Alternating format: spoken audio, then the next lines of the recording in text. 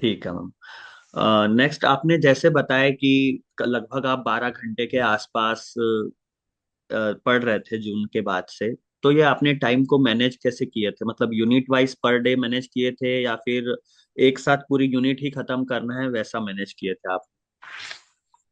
हाँ सर, मतलब ये अच्छा क्वेश्चन पूछा है, क्योंकि जनरली लोग ऐसा रहता है कि मिशन पर बिल्कुल एक मिशन तैयार कर लेते हैं, पहले मैं एक यूनिट कवर करूंगा और फिर जब वो टाइम, मतलब ऐसा होता है कि जनरली हमने जो टाइम दिया होता है उसका वो कवर नहीं होती। तो मेरा ऐसा पुराना एक्सपीरियंस रहा है कि मुझे स्टडी उतना काम नहीं की थी। तो मेरा ये रहता था कि मैं एक दिन में 3 यूनिट लेके चलती थी। इंटरेस्ट का अलग अलग यूनिट, जैसे मान लीजिए मैंने फर्स्ट और सेकंड यूनिट यूनिट दोनों एक दूसरे से मिलती जुलती हैं, तो मैं सिर्फ फर्स्ट यूनिट रखूंगी अभी पहले हम्म। उसमें।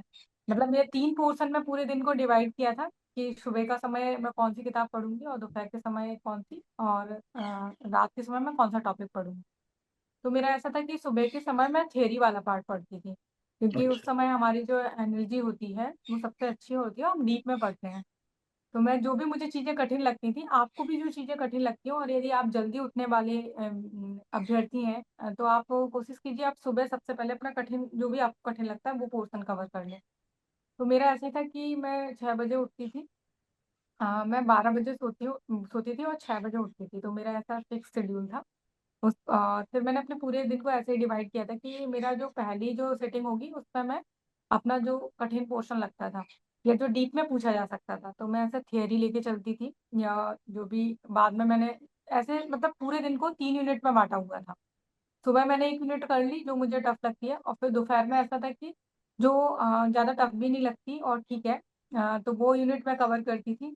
और शाम में मैं करंट अफेयर से जुड़ी हुई चीज़ें, क्योंकि और एमसीक्यू, रात में सोने से पहले एमसीक्यू और करंट अफेयर से जुड़ी, जिसमें मेरे आईआर वाले टॉपिक जो थे, और इसके अलावा एमपी वाले जो टॉपिक थे वो मैंने सामने में रखे हुए थे। तो आप भी कोशिश ऐसा करना कि एक यूनिट को पूरे दिन में करने की बजाय, क्योंकि इससे क्या होगा, बोरियत महसूस नहीं होती। हाँ। सबसे अच्छी चीज कि जब आपने एक तरीके की एक यूनिट पढ़ रहे हैं, फिर उसके बाद आपका जो आप पॉलिटी में इंटरेस्ट आ गया, थ्योरी पढ़ रहे हैं, और फिर दूसरे सिटिंग में आप पॉलिटी पढ़ रहे हैं, फिर तीसरी सिटिंग में आप आईआर पढ़ रहे हैं।